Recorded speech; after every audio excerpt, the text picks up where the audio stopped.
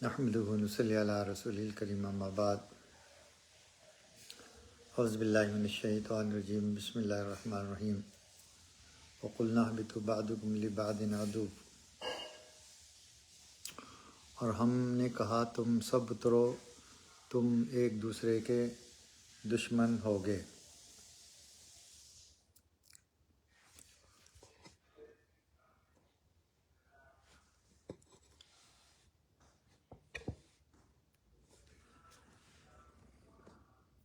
اس خطا کی سزا میں حضرت آدم اور حوا اور جو اولاد پیدا ہونے والی تھی سب کی نسبت یہ حکم ہوا کہ بہشت سے زمین پر جا کر رہو، باہم ایک دوسرے کے دشمن ہوگے، جس کی وجہ سے تکلیفیں پیش آئیں گی۔ بہشت دارالعصیان اور دارالعداوہ نہیں ہے۔ ان امور کے مناسب دار دنیا ہے جو تمہارے امتحان کے لیے بنایا گیا ہے۔ تفسیر عثمانی سے بات لی گئی۔ حبوط اترنا، بلندی سے پستی کی طرف جانے کو حبوط کہتے ہیں۔ قلنا اہبطوا یعنی جنت سے زمین کی طرف جائیں۔ یہ جنت عرضی نہیں ہو سکتی بلکہ جنت ماوا ہی ہو سکتی ہے۔ مسلم شریف میں ایک طویل حدیث موجود ہے جس میں یہ جملہ موجود ہے، اللہ تعالیٰ لوگوں کو جمع کرے گا، پس اہل ایمان کھڑے ہوں گے جب جنت ان کے قریب ہوگی،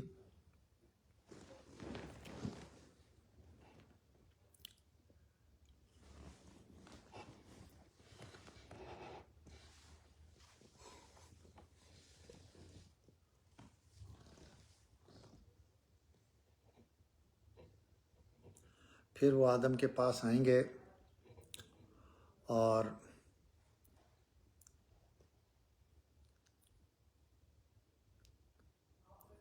کہیں گے، اے ہمارے باپ، ہمارے لیے اس جنت کو کھولیے۔ اس پر حضرت فرمائیں گے، کیا تم کو جنت سے تمہارے باپ کی خطا کاری ہی نے نہیں نکالا تھا؟ جنت ارضی علماء طبقات الارض کی نظر میں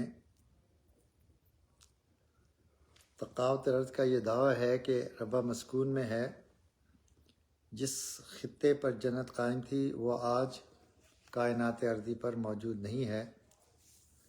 یہ حصہ قارہ منہ کے نام سے اس دنیا میں آباد تھا، مگر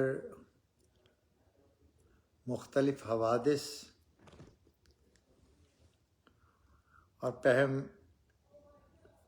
زلزلوں کے باعث بحر ہند میں ہزاروں سال ہوئے کہ غرق ہو گیا، اور کہ جب یہ حادثہ پیش آیا تو اس خطے پر بسنے والی انسانی آبادی تقریباً 6 کروڑ کی تعداد میں ہلاک ہو گئی۔ وَلَكُمْ فِي الْأَرْضِ مُسْتَقَرٌّ وَمَتَاعٌ إِلَىٰ حِينٍ، اور تمہارے واسطے زمین میں ٹھکانہ ہے اور ایک وقت تک نفع اٹھانا ہے۔ یعنی دنیا میں ہمیشہ نہ رہو گے بلکہ ایک وقت معین تک وہاں رہو گے اور وہاں کی چیزوں سے بہرہ مند ہوگے، اور پھر ہمارے ہی روبرو آؤ گے، اور وہ وقت معین ہر شخص کی نسبت تو اس کی موت کا وقت ہے، اور تمام عالم کا حق میں قیامت کا۔ تفسیر عثمانی۔ دنیا غموں کا گھر ہے۔ معرف قرآن مفتی شفیع صاحب مرحوم لکھتے ہیں، بخلاف اولیاء اللہ کے کہ وہ اپنی مرضی اور ارادے کو اللہ رب العزت کی مرضی اور ارادے میں فنا کر دیتے ہیں، اس لیے ان کو کسی چیز کے فوت ہونے کا غم نہیں ہوتا۔ زمین کے منافع، اس میں کیا کیا چیزیں زمین میں پچھلی مرتبہ یہ بیان کر دیا گیا تھا۔ آج بیان ہوگا حضرت آدم علیہ السلام کے ساتھ کیا چیز اتری۔ فرمایا رسول اللہ صلی اللہ علیہ وسلم نے، آدم اتارے گئے ہند میں اور ہمراہ ان کے 3 اوزار لوہار کے تھے، یعنی آہرن جس سے لوہے کو پکڑتے ہیں اور ہتھوڑی اتاری گئی۔ امی حوا بیچ جدہ کے، اور ساتھ روایت ابن جری کے وارد ہوا ہے کہ حجر اسود بھی حضرت آدم علیہ السلام کے ہمراہ بہشت سے آیا، اور عصا موسیٰ علیہ السلام کا ہمراہ ان کے بہشت سے آیا، اور وہ عصا اس کے درخت کا تھا کہ یہ بھی بہشت کے درختوں میں سے تھا۔ طول اس کا 10 گز تھا، موافق قد حضرت موسیٰ علیہ السلام کے۔ اور جب حضرت موسیٰ علیہ السلام نے حج خانہ کعبہ کا ادا کیا، حجر اسود کو اوپر پہاڑ ابو قبیس کے رکھا، اور وہ پتھر اندھیری رات میں چاند کی مانند چمکتا تھا، جہاں تک شعاع اس کی پڑی حرم کی حد مقرر ہو گئی۔ حضرت آدم پر دہشت اور اس کا خاتمہ۔ طبرانی اور ابو نعیم ابن عساکر کے ساتھ حضرت ابو ہریرہ رضی اللہ تعالیٰ عنہ کی روایت ہے کہ جب حضرت آدم بہشت سے نکل کر زمین پر پڑے، کمال دہشت ان کو تھی، خوف میں تھے۔ حضرت جبرائیل نے آ کر بلند آواز سے اذان کہی، جب کہ اس کلمے پر پہنچے کہ اشہد ان محمد رسول اللہ۔ حضرت آدم علیہ السلام کو بسبب سننے اس نام کے انس اور اطمینان حاصل ہوا اور دہشت دور ہوئی۔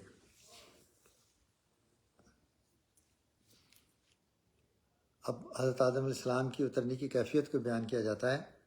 ابن ابی حاتم نے روایت کی ہے کہ حضرت آدم علیہ السلام نے اترتے وقت دنیا میں بہشت سے دونوں ہاتھ اوپر، دونوں زانوں اپنے کندھے کے رکھے تھے، اور سر اپنا درمیان دونوں زانوں کے رکھ کر شرمندہ کی مانند گردن نیچے کر لی تھی، اور ابلیس نے اپنے دونوں ہاتھوں کو انگلیوں کا پنجہ بنا کر ان دونوں کو اپنی کوکھ پر رکھا تھا، اور سر اپنا آسمان کی طرف بلند کر کے شکل حیرت زدوں کی متکبر ہوتے ہیں نیچے اترا تھا۔ بیجوں کو شیطان کا ہاتھ لگنا۔ ابن حاتم نے صدی سے روایت کی ہے کہ جب حضرت آدم بہشت سے نکلے، مراد ان کے تخم طرح طرح کے بیج دیے گئے تھے، لیکن حضرت آدم اترنے کے بعد ان تخموں کو بسبب غم اور الم گناہ کے اور توبہ کی فکر میں بھول گئے کہ کون کون سے درخت کے تھے۔ ابلیس نے اس وقت میں فرصت پا کر ہاتھ اپنا ان بیجوں پر پہنچایا، جس بیج کو ہاتھ لگا اس کا لگا بے منفعت ہو گیا اور سمیت پیدا ہو گئی، اور جو اس کے ہاتھوں سے محفوظ رہا منفعت باقی رہی۔ یعنی اس نے بیجوں کو خراب کیا جو ساتھ لائے تھے، جو ہمیں نفع مزید دیتے۔ رفع حاجت۔ انہی میں سے یہ ہے کہ حضرت آدم علیہ السلام کو بہشت میں کبھی براز کی حاجت نہ ہوئی تھی۔ جب زمین پر آئے اول میوہ بھی کھایا، اور ان کو حاجت پخانے کی شکمیں ہوئی، نہایت حیران ہوئے، دائیں بائیں دوڑے، اور یہ نہیں جانتے تھے کہ کیوں کر یہ حاجت رفع ہوئے۔ جبریل علیہ السلام آئے اور ان کو طریق قضاء حاجت کا تعلیم کیا۔ جب آپ نے براز میں بدبو سونگھی، گریا اور زاری ان پر غالب ہوئی، 70 دن اسی غم میں روئے۔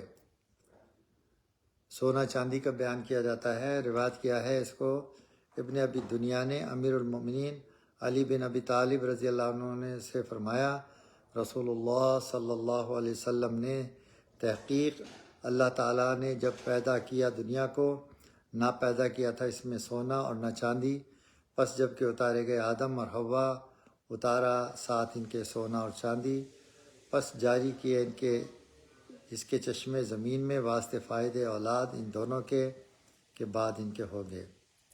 اب یہاں پر انبیاء کے پیشوں کا بیان کیا جاتا ہے کہ انبیاء کیا کیا کام کرتے رہے ہیں۔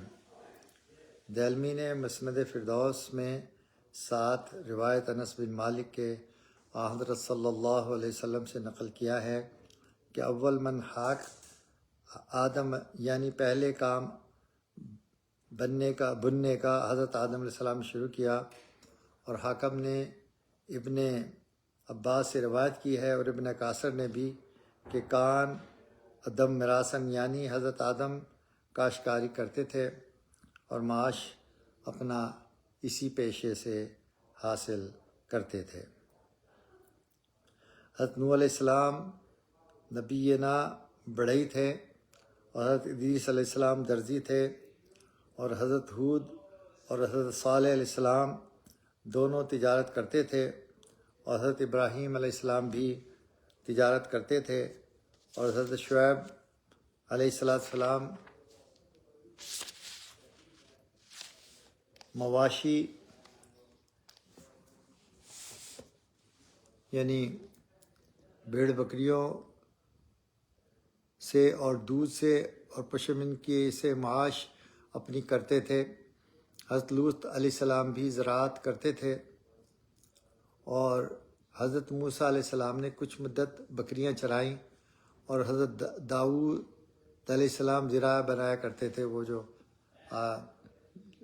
تلواروں سے بچنے کے لیے لوہے کی زرہ پہنتے تھے، وہ زرہ آدم علیہ السلام بناتے تھے، ان کو بیچتے تھے۔ حضرت سلیمان علیہ السلام نے خواص تھے، اور خواص یہ ہے کہ وہ درخت کے پتوں سے کوئی چیز بنے، مثل زنبیل اور بوریا کے، جیسے پاکستان میں بوریاں ہوتی جن میں چاول گندم وغیرہ رکھتے ہیں، اور پنکھے کے، اور باوجود اس کے کہ ان کو بادشاہت تمام زمین کی تھی مگر سوائے کسب ہاتھ اپنے کے نہیں کھاتے تھے۔ اور یہ بات میں نے کئی مرتبہ کہیں پڑھی ہے، اور کئی مرتبہ میں نے بیان بھی کیا ہے اس کو، کہ سلیمان علیہ السلام جو تھے ان کے گھر والے وہ ٹوکریاں بنتے تھے جس میں روٹیاں رکھتے ہیں، اور وہ ان کو بیچ کر اور اس سے پھر اپنا وہ گزر بسر کرتے تھے، حالانکہ اتنے مالدار تھے، بادشاہ تھے، لیکن خزانے سے کچھ نہیں لیتے تھے۔ اور اس زہد کے تئیں ان کی قوت بشری اس مرتبہ کی تھی کہ 700 کنیزیں اور 300 عورتیں منخواہ ان کے گھر میں تھیں، اور حضرت علیہ السلام سیاحی کرتے تھے۔ حضرت آدم علیہ السلام کی درخواست اور شیطان کی درخواست دونوں کا مقابلہ کیا جاتا ہے۔ حضرت آدم علیہ السلام نے بعد توبہ کے جناب الہی میں عرض کی کہ بار خدایا، یہ بندہ تیرا کہ ابلیس ہے، درمیان میرے اور اس کے عداوت مستحکم ہوئی، اگر تو اعانت میری اور میری اولاد کی نہ کرے تو ہم کو قدرت مقابلہ اس کے نہ ہوگی۔ حق تعالیٰ نے فرمایا، جو شخص تیری اولاد میں پیدا ہوگا اس کے ساتھ ایک فرشتہ اپنے فرشتوں میں سے مقرر کریں گے تاکہ اس کو وسوسہ اس دشمن سے منع کرے۔ تو جب انسان پیدا ہوتا ہے اس کے ساتھ ایک ہمزاد ہوتا ہے اور ایک فرشتہ ہوتا ہے، تو ہمزاد جو ہے وہ یہ شیطان اپنا ایک بچہ اس کے ساتھ لگا دیتا ہے جو اس انسان کے اندر وسوسے ڈالتا رہتا ہے، اور فرشتہ نیکی کی طرف، بھلائی کی طرف راغب کرتا ہے اور ان وسوسوں سے منع کرتا ہے۔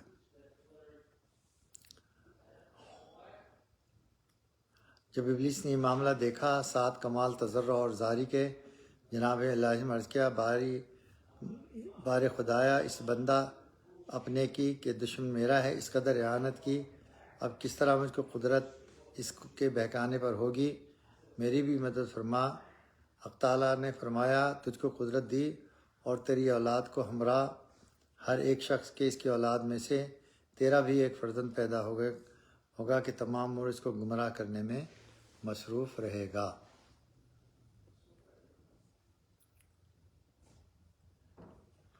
ابلیس نے عرض کی کہ بار خدایا، اس سے بھی زیادہ مدد اپنی چاہتا ہوں۔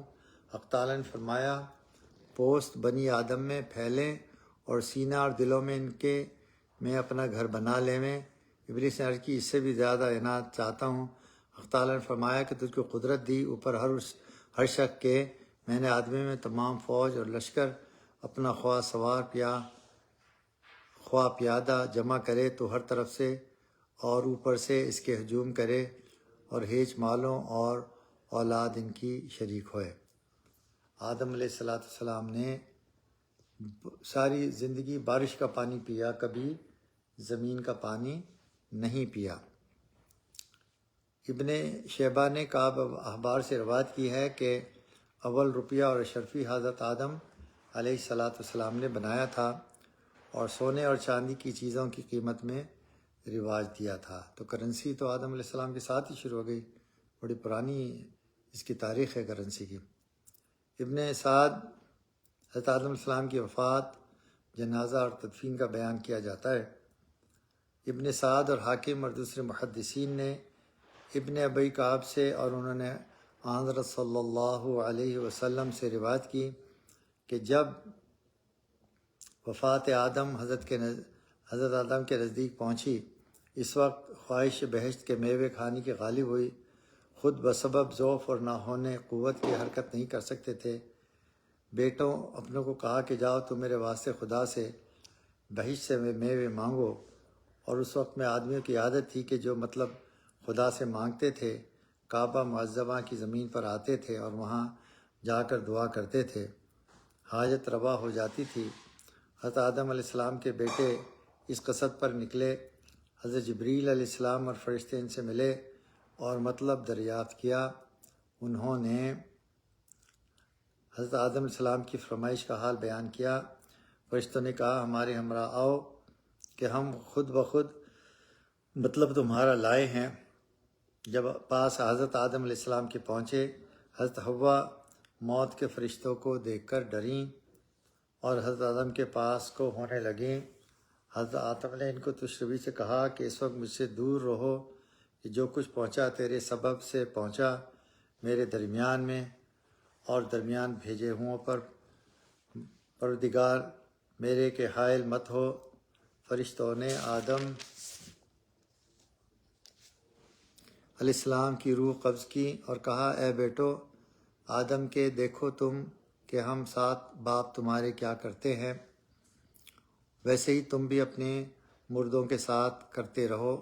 حضرت جبریل علیہ السلام خوشبو مرکب کی بہشت کی خوشبوؤں سے مانب ارگجا کے اور کفن بہشت کے کپڑوں سے اور بیر کے پتوں بہشت کی بیریوں میں سے لائے اور حضرت آدم علیہ السلام کو غسل دیا اور کفن پہنایا اور حنوط ملایا، اور بعد اس کے ان کو اٹھا کر کعبے میں لے گئے اور اوپر ان کے نماز پڑھی اور متصل مسجد خیف کے دفن کیا۔ تو یہ روایت ہے کہ آدم علیہ السلام مینا میں مسجد خیف میں دفن ہیں۔ اللہ عالم۔ یعنی حضرت جبریل علیہ السلام نے اوپر جنازہ حضرت آدم علیہ السلام کے امام ہو کر نماز پڑھی اور 4 تکبیریں کہیں۔ اس دن بیچ مسجد خیف کے اور بدن ان کا قبلے کی طرف سے قبر میں لائے اور قبر ان کی بغلی کی، اور بعد دفن کرنے کے قبر ان کو ڈھلوان کی ہان اونٹ کی شکل پر بنایا۔ اور ابن عباس نے ابی بن کعب سے مرفوعاً روایت کی ہے کہ واسطے حضرت آدم علیہ السلام کے قبر بغلی بنائی اور بار عدد تاک کے ان کو غسل دیا۔ اب یہ انشاءاللہ تعالی کل پھر زندگی رہی تو حضرت آدم علیہ السلام کی جو خصوصیات ہیں جو جنت میں تھیں ان کا بیان کریں گے۔ یہ سورہ بقرہ کی اس میں تفسیر چل رہی ہے آدم علیہ السلام کے بارے میں کہ کیسے جو ہے وہ کیا کرتے تھے، کیا کھاتے تھے اور مرتے وقت ان کی کیا تمنائیں تھیں۔ اللہ تبارک تعالی ہمیں قرآن پاک کو پڑھنے کی، سمجھنے کی اور اس پر عمل کرنے کی توفیق عطا فرمائے۔ وآخر دعوانا الحمدللہ رب العالمین۔ السلام علیکم ورحمۃ اللہ۔